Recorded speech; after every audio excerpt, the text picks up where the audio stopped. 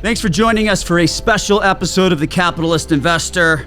You got Mark Tepper, and I'm sitting beside my buddy Daniel Turner. You've probably seen him on Fox News, Fox Business. He's Dan the Energy Man. I like that title. Thank you. It's good to be here. What's up, buddy? Great to be here. Thanks for having me. Glad to have you here, man. Glad you were able to stop by while you're visiting for a short period of time. I'm looking forward to this podcast, but probably more importantly, looking forward to dinner and drinks with you later on. That too. You know? Absolutely. That's always fun. So before we get started, I just want to give everyone kind of just a quick overview. Mm-hmm. So I know Daniel through our connections through Fox News, Fox Business. We started kind of conversating via Twitter, and we've hung out before, had some dinner and drinks. So we're going to pick up where we left off after we're done here.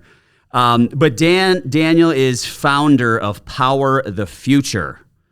You want to explain a little bit about what that is and what you do? Yeah, I thank you for the opportunity. Yeah, and it's different than what you all normally talk about. I mean, we are in the nonprofit world, which is different than the for-profit world. But I do political advocacy, and I do it on behalf of American energy workers. I've been working in the energy space for some time. And, there's a lot of people who go to D.C. They advocate for their position. They push their agenda.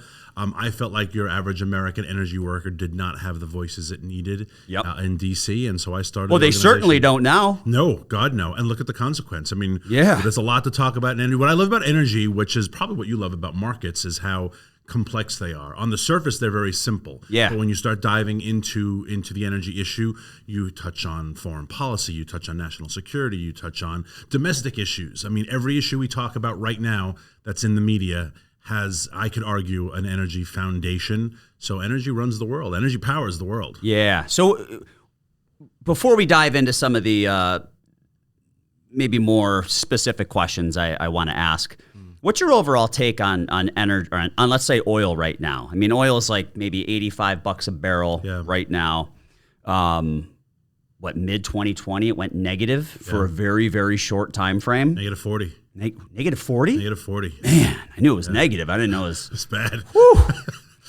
Wow. It's a bad time. Yeah. So, I mean, I've heard some people saying $100 barrels by, before year end, and man, we're not even a full month in right now. Where do you think oil goes from here? What do you make of it back at $85? Yeah, my last prediction was not true. I was on Cavuto, and I told him at the beginning of last year it would hit 100 by Christmas, and he would always ask me if I stuck by my prediction. We did not. I think the Omicron. You were pretty close, though. I wasn't off by much. Yeah, I don't know where it finished the year, but the overall trajectory was headed that way. But Omicron, I think, had a lot to do with that. Early November. Thanksgiving going into Christmas, this Omicron thing started to get legs. Yeah. And people started to pull back their spending, their travel. We saw hits in the markets. People started to panic again, and oil started to back off. And so I'm not very optimistic on oil. And it's kind of weird. I advocate for the industry, but I don't want to see oil at $100 a barrel. I mean, it just hurts the American family. It hurts the American economy overall. The industry loves it to a certain extent, but it's not good for the country. But 125 by summer, I think, is totally feasible. Wow. That would crush the wallets of the American consumer. It really would. And remember, its all-time high was, I think it was 2008, but it hit 147. Yeah. And that was the highest. And we haven't been there in a while. We've had some great progress in the oil space in America that has increased supply. Yeah. But we could go back that way. So, all right. So I wanted to ask you about importing, exporting, because that's obviously a big deal, right? We were during the Trump administration, we became finally an exporter of oil. Yeah. That's not the case right now. And I always found it just so peculiar that when oil was $140 a barrel, we were importing it. Yeah. And then we became the world's greatest exporter, or we had the potential to be, when it was like $40-50 a barrel. Like, how was that a winning strategy in the first place? But let's sidestep that. Why? How do you feel about us not being the exporter that we have the potential to be. Let's start there. Yeah, 2019 was a banner year for the industry. We had the most amount of oil and gas production in basically in history, the highest record of profits, of revenue going to the federal treasury, highest number of employed people. We lowered emissions more than any other country in the world, any other developed country. And if you believe like the arguments against the fossil fuel industry, those four things shouldn't happen at the same time. Yeah. We shouldn't produce more for less money for the greatest number of people and lower emissions, but that's exactly what we did. The import-export thing is complicated because you get into the refining issue. Yep. And we haven't really built a new refinery in a long time. There's a big NIMBY problem with anyone who's an investor in anything that requires land and land use knows the NIMBY, not in my backyard, in case your audience is very sophisticated. Yeah, they know the NIMBY yeah, phrase, they know. right? So no one wants to build a refinery in their neighborhood. But the problem is we need more refineries. Yeah. Right? We really do need refineries. Now, they're all concentrated in a certain area because of the laws of thermodynamics, right? It's a lot easier to refine something in a warm climate than in a cold climate. So we don't have a ton of refineries in Minnesota. We're not going to get them. So they're all in the South, and most of them are on the Gulf to export to other countries. I would love to see refineries everywhere. Yeah. Yeah. We have to, because it's the only way to bring down price points for the average consumer, the average family to survive in this country. Yeah. What do you make of the Biden administration, pretty much on day one, coming in and, executive action after executive action, shutting down pipelines, and what do you make of that whole mess? I think especially for your audience, which is an investor audience, I think what's important to take away from Biden is that how much it has scared off investment. Investment in the oil and gas space is down 25%. Yeah. A lot of that is because of the Biden actions. So if you are going to, and this is a really market intensive and labor intensive, but capital intensive industry. To drill a well, you need $35 million. Oh, yeah. Right? I mean, this is not an easy venture. I'm not going to invest in this industry right now. I'm just not, because it's almost like China. Yeah. Uninvestable. Yeah. You have too many people attacking it. Yeah. So the investment side has really dried up a lot, and that has hurt. And that's why we don't see a lot more coming online. But I think simultaneously also the investors themselves, the big banks, are petrified of this industry, because you get some Greta Thunberg, knocking on your doors in Midtown Manhattan, and they throw red paint on your. So Bank of America is out. I almost said Bear Stearns is out, but I'm dating myself. They've been out for a long time. Yeah. God love them. But Bank of America is out. J.P. Morgan is out. Some of the biggest banks won't invest in this space because of the environmental pressure. Yes. All right. So I want to hear what you've heard about that, but here's what I'm hearing in relation to stress tests and things like that. So I've heard a lot of people recently talking about how this administration is really going to apply the full court press, try and choke off funding for energy companies, specifically oil and gas companies, to try and really shove this Green New Deal down people's throats. And I'm thinking, how's that even possible? How can that happen? How do you do something like that? And I read a research report, and it all made complete sense at that point. And what they suspect is going to happen is the Fed, when they're doing the bank stress tests, they are going to consider any money that is on loan to an oil and gas company to be high risk. There you go. And they are going to therefore penalize the banks. The bank may fail its stress test, and the banks over time are going to have to cut off funding to the oil and gas businesses. And I'm like, oh my God, they actually can do that. Yeah. They can do that. Yeah. This is the whole effort to have climate change be the driving force around a lot of the Fed decisions. Oh my God. And this is how we're going to do it. So you're going to choke off entire industries because they will now be considered high risk. So the Fed, they used to have a dual mandate, right? They're supposed to still have a dual mandate. We all know that's really not the case, because their third hypothetical mandate is prop up the stock market, right? But, first one's full employment, second one's price stability. They've not done a good job on price stability. But it's almost like they now have a fourth mandate, which is climate change. Yeah, which is purely political. It's purely politically motivated.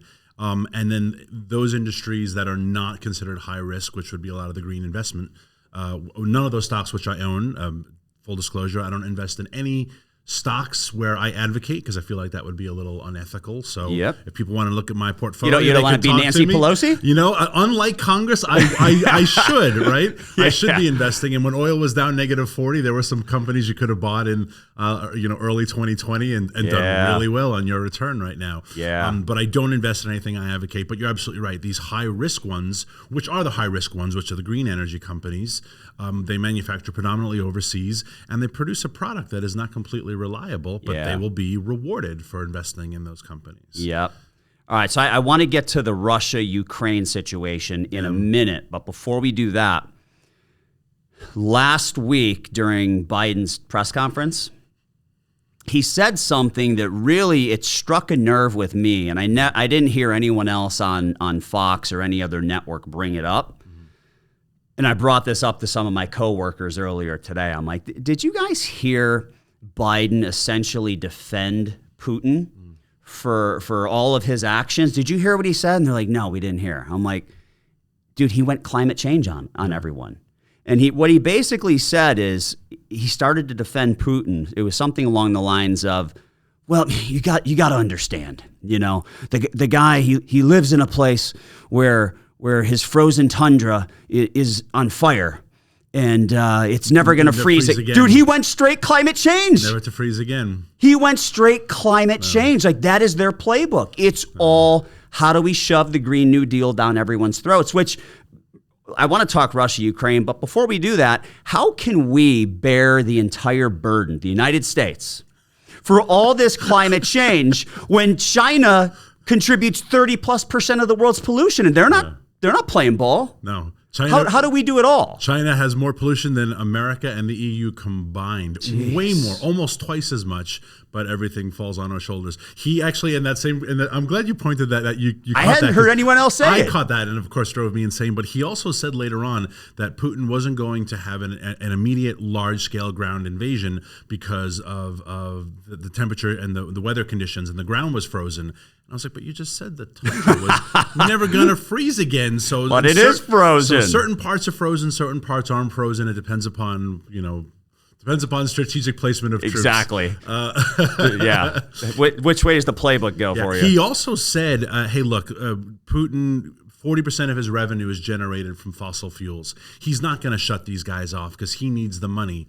His response should have been, well, then if why don't they buy liquid natural gas and oil from America like we were trying to do in the previous administration? Yeah. Or why don't all the European countries just go completely green and then you don't need fossil fuels? So it's like, why aren't you pushing them to have wind and solar? You're only pushing us. Right. You're telling them, no, you can keep buying oil and gas from Russia. It's fine. The guy needs the money. Yeah. You scratch your head and you say, who the hell are you the president of? And there's those oil and gas jobs are high paying jobs. Yeah. I've got several clients who own energy services businesses, either in the Bakken or the Permian. And I was driving around with the one guy one time, and he was showing us his facility and all that stuff. And he's like, these guys are making $100,000 a year, and a lot of them are like convicted felons too, right? Which so he's like, my biggest problem right now, and this is 5 years ago when the labor market had different challenges, right? I mean, today no one shows up to work. People don't even show up for job interviews anymore. I saw you tweet that earlier today. You said, if I have to hear about short staffing one more time. I'm wondering how much of it is actually the staff not showing up versus we're running a crappy company and we're going to use that as an excuse. Yeah. And it might be 50-50, man. I wonder why I can't, on the shuttle from New York to Boston, get a Coke, and they're like, sorry, because of the pandemic, we're no longer doing beverage service. I'm like, really? Yeah. Or are you just trying to save it anyway? Yeah. I don't even remember what I was saying now. Let's talk Ukraine and Russia. Yeah. Right? I was just talking with a buddy who has a friend who's, bigwig in the military, and he's leaving Northern Africa to head there right now. Great. So it seems like whatever we're being told is probably not true. What's your take? What's going on there? What's it really about? I think Putin is for the longest time has wanted to recreate Mother Russia. We've always known that about Yep. him, right? So he has always had very aggressive policies towards the former satellite countries that broke away after the Berlin Wall fell. Yep. So Putin's aggression shouldn't surprise anyone. The reason why Putin is aggressive now is because oil is at 85 and nat gas is at, I think it was like 405 right before I came in, and they're a huge natural gas producer. He's flush with cash. Yeah. In the last couple of days, Iran has launched a couple of Iran-backed Houthis have launched attacks against the UAE. Why? Because Iran is flush with cash. Because this is where these countries make their money. Look, one of the problems with oil and gas is that geology is geology, and we can't control where we find it. With the exception of America and Canada, most of the countries that have huge oil and gas deposits are not great countries. Yeah. Right? It's the Middle Eastern countries, it's Russia, it's Venezuela, and that's unfortunate, but that is where they get their money from. So one of the advantages of energy independence, one of your earlier questions, yes, it's great for our economy. Yes, it's great for our national security, but it also really conveniently bankrupts our enemies. When oil is at $48 a barrel, Putin's barely breaking even. That makes sense. But now he's at 85 a barrel, and that's just pure gravy. What do you do if you have a huge windfall here? Yeah. Right? You know exactly what you're doing with that money. You're having fun. Right. If you're Russian, having fun is going to war. It's not getting a new pool or something. Good, man. And so that's exactly what he's doing. And I think, unfortunately, all the other rogue regimes, Iran best example, are going to do the exact same thing. Yeah. So that's the real heart of it. Is it starts from, again, energy and economics of energy. Yeah, no doubt, man. What are they? Black gold, right? Isn't that what they used to call it? Exactly, and it is pretty frightening, right? Yeah. I mean, it is pretty frightening when you look at what they're advancing in Europe. It's even more frightening when you say, okay, so, and I know this is an investor show, but just your audience knows the whole purpose of NATO was to be this hedge against Russia, back then the Soviet Union, right? We're going to be this. Form this alliance. We're going to stop the Soviet Union from getting more influence in Europe. Fast forward to this year, we've got Germany building a pipeline to Russia. So NATO is now financing Russia.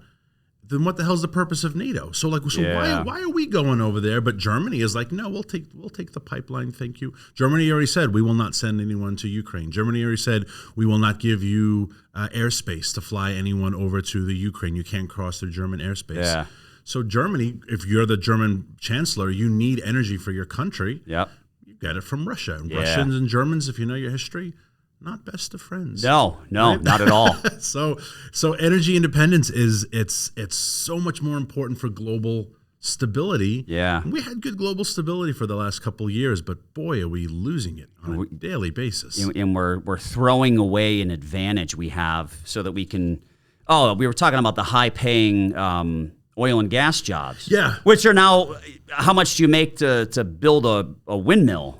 Yeah. Not as much. No, and a lot of the wind and solar jobs are technician jobs. They're installer jobs. They may be nice paying, but they are different skill sets that don't pay the same. Yeah. And quite frankly, most of the wind and solar we manufacture in China. Yeah. Even great companies like GE, the once great American company, they manufacture most of their wind in China. Yeah. And so we're going to forego American oil and gas to buy wind and solar from the communist Chinese. I know. So we're financing our enemies on every angle, right? It seems kind of bizarre. Yeah. What do you make of the it's kind of like an EV mandate, Mandate gets thrown around way too much because there's freaking mandates for everything now. Mask mandates, vaccine mandates, all this crap. But it almost seems like if you're not driving an EV, electric vehicle, by 2030, whatever it is, like you're going to start to be penalized. I think last time I met you, I told you I called my dad, who was a broker for all his life. He's well retired now, God love him. And I said I was thinking of shorting Tesla. I think I told you the story. Yeah. He was like, no. He's like, I'll tell you what, just mark in your head what your short position was, and I will periodically call you to remind you what a bad decision it was. And short, I was going to short it at 750. Yeah. It got to 2200. It split. It was pretty funny. So thanks, Dad, for the stock tip. The EV mandate, it's a fascinating industry, right? And I'm sure all of your audience and your Wall Street world has been watching this industry. Heck, one of the largest car companies now, it hasn't even, what's the name of it? hasn't even made a car yet. The other electric EV company, Rivian, hasn't even made a car yet, and it's now got a market value greater than the big three, which is absolutely insane. It's insane. It's a fascinating industry, but it opens up a whole new set of problems, right? You need copper, you need nickel, you need cobalt, you need cadmium. Dude, how about lithium? Lithium's like up maybe 500% over the last year. And where do we go source it China. from, right? Most of this, most of the mines are in China or they're owned by China. Yeah. And so with any other industry, any other investment, so now we're more reliant on China. Yes, and you have to find out like where all your sourcing comes from, and we talk about supply chain all the time. Well, let's look at the EV industry and say what is the supply chain of this? Heck, we have a chip shortage because we don't even make chips in America. I know, and we have plenty of gas, but we can't even get the combustion engine vehicle market alive. Yeah. So the EV market scares the heck out of me because it requires so many sourcing from so many, again, the Congo, South Chile. Yeah. This is where we're sourcing to keep our economy afloat so you can drive your kids to soccer practice. Yeah. Whoa, I'll keep my Ford F-150, thank you. Right. Yeah, I get 13 miles per gallon in my vehicle. But it works. It all does. The time. It works all the time. It's great in the snow. Yes, and the electric vehicles at a certain price, at a certain temperature, they don't turn on. And if anyone doesn't believe me, take your iPhone and stick it in the freezer tonight. Yeah, fully charged, and just wake up in the morning and it will be dead. Yeah. So you find these people in places like Chicago who have Teslas. You have a polar vortex. They wake up and their Tesla's dead. Ooh. So what's the purpose of this $140,000 car if it can't get too cold? Yeah. It can't get cold. Which, by the way, like. All right, so as it relates to Tesla, I've never been able to get that damn stock right. I mean, I was bearish on it before the stock split at $200, which I forget what the stock split was, 10-1, 5-1, I don't know. That stock doesn't trade on fundamentals, man. It just it would be the scariest thing in the world to short, you know. Do I think it should be trading at $900 a share, whatever it's at today? Absolutely not. Yeah. I don't. But investors, they want to buy into that hope. Yeah. I've never, again, this is your world more than mine, way more than mine. But in terms of investing in a company, I've never seen a company that produces a product on pretty much such a small scale with such a high valuation. Apple is through the roof, but I have 3 Apple products on me. I'm looking around. Yeah. You all have Apple products. I mean, everyone has Apple products. But Tesla, besides the delay, the price point is $80,000 is the basic one. Elon said 5 years ago this $35,000 one was going to come out, whatever it was called, the 3. Tesla. Still waiting for it. That, yeah. Still waiting for it. So again, I don't know who these people are buying an $80,000 car. It's not your average American. Well, the Model S Plaid, which I think is 140 or 150 grand, that's like their highest end vehicle. It's not that sexy of a vehicle. It's a little like stubby. It's just they haven't given it. There's been no facelift to that thing since I don't remember when they rolled it out, 10 years ago. I don't know. They haven't changed it at all. You'd think that if you're spending 150 grand for a car, it's going to look really badass. Yeah.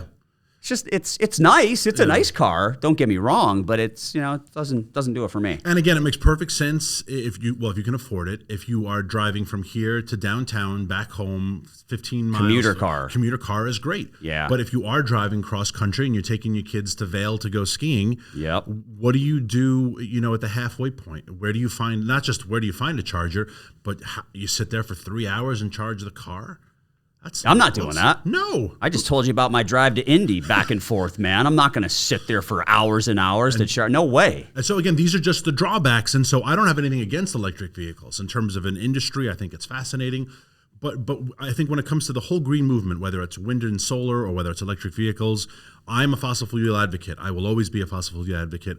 But I will be the first to admit that they have their drawbacks, and we should talk about them like adults. Wind and solar and electric vehicle are posited to us like they are these perfect, flawless substitutes. They have real major financial market drawbacks, reliability drawbacks, and we never talk about them. In fact, we kind of hide them from the general public. I think if the American how do you power the charging stations? I guess with wind and solar, but that's going to work. Wind and solar. Yeah. The amount of land, the solar and wind argument annoys me because I'm a city kid. I'm from New York. Your audience can hear my accent. I'll never lose it, even though now I live on a farm. But But the amount of land you need to power a city, if we were to have wind and solar, my legitimate calculations, like good, I'm not that stupid, even though I may sound it. New York needs at least 1 million acres of land of wind and solar. Good luck. Where's there 1 million acres? Manhattan is 45,000 acres. Queens, where I grew up, is 80,000 acres. New York needs 1 million. Wow. Where are you getting this land? And I of don't course, know. the further away you move something, those transmission lines, you lose electricity just through attrition, through osmosis, through it. Just, it has to be close to the city. So goodbye, Connecticut or Jersey. Yeah. Or Cleveland. I mean, there's 300 cloudy days a year. How effective is solar going to be in a place like Cleveland or Seattle? Like that's dicey stuff, man. It is. So what do you make? My personal opinion is like, there's no doubt EVs are going to be the future. Yeah. We're headed in that direction, and the more we try to fight it, the worse it's going to feel, right? But I feel like it's going to be a long transition, and you need to take a hybrid approach to energy for at least the next 20 years, if not longer than that. Like there's got to be balance. This is something that's not going to happen overnight with the snap of some fingers. Yeah. This is a long process, and there's still a need for fossil fuels. Absolutely. Right?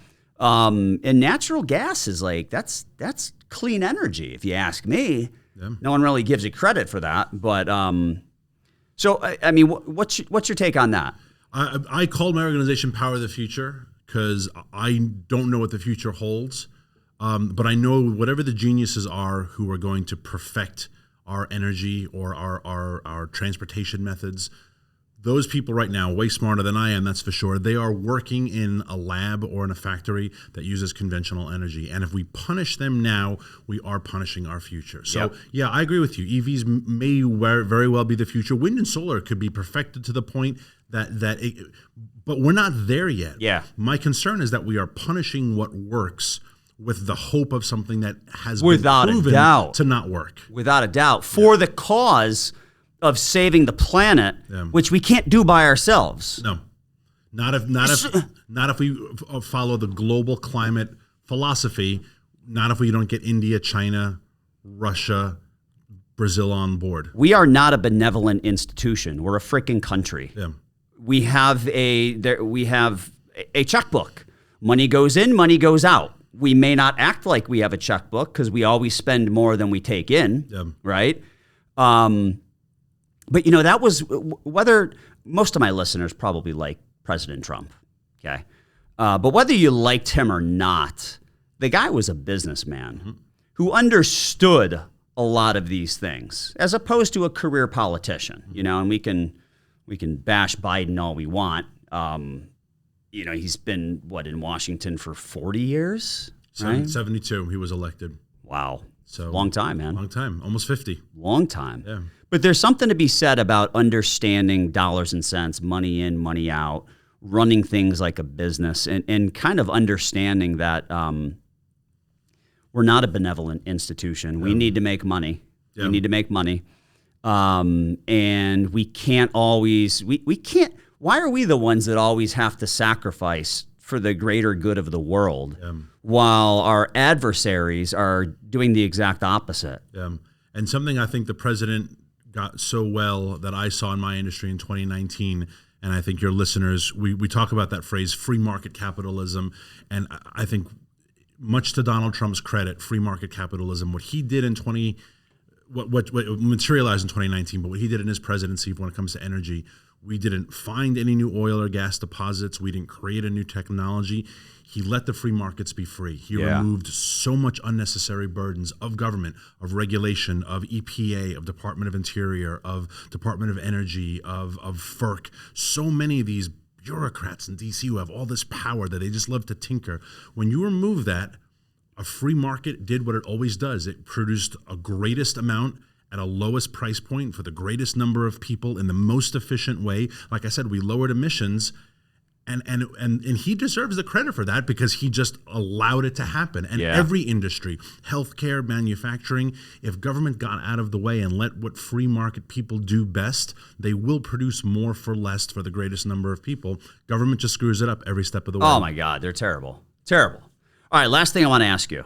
I found this very interesting when you shot me over your notes. What is the myth about the green movement you think people should know? Yeah, dude, I've been waiting for this one, man. That they're not all made of fossil fuels. Okay. And that's what annoys me about the people who say we need to keep it in the ground. Keep it in the ground. No more oil and gas. Yeah. All wind and solar is made from oil and gas and coal. One of those wind turbines, and you see a lot of them out in the country now, to anchor that thing in the ground, because you want to anchor it, right? Yeah. Otherwise it will take off. Yeah. So there's about 20,000 tons, which is 25 cement trucks, 20,000 tons of cement and rebar for each one. The only way we know how to make cement and rebar right now is burning an awful lot of coal. We don't know how to make steel without burning coal. So you can burn coal to make cement to put in a wind turbine, but you can't burn coal to make electricity. No, that's bad. Yeah. So that's the biggest myth, is that people say, well, we go wind and solar, we don't need these things anymore. Well, It's just a lie. you'll need them, and they'll keep that part hush hush. Yes, you just right? name it a different way. No one's gonna know how that all happened. We right? will use more wind and solar to be green than we would if we just pretended it didn't work. Seriously. Like it doesn't. It's unbelievable, man. Well, Daniel, thanks for your time, bud. Why don't you let everyone know how to reach out to you if they have any questions? Yeah, it's powerthefuture.com, and I'm Daniel at Power of the Future, and I'm always liking your tweets, so if you can find I me on like Twitter. yours too, man. Dude, I'm kind of jealous. You got more followers I than get a me, little man. angry sometimes. I go on my threads, I wake up and something's just bothering me, and I just have to get it out, but that's okay. It's good, man. It is. Yeah, it's people like that, right? It's not all. genuine. I can't always say like, "Hey, Apple's earnings are." Sometimes I just I'm pissed off about this, right? Yeah. It's like a one-liner, and then you go away. It shows you're human also, Yeah. right? I mean, we do TV and media and stuff, but we're still normal people. Yeah. All right, my man. Thank you. Pleasure. Thanks everyone for listening. We'll talk to you soon. The opinions expressed in the podcast are for general informational purposes only and are not intended to provide specific advice or recommendations for any investment, legal, financial, or tax strategy. It is only intended to provide education about the financial industry. Please consult a qualified professional about your individual needs.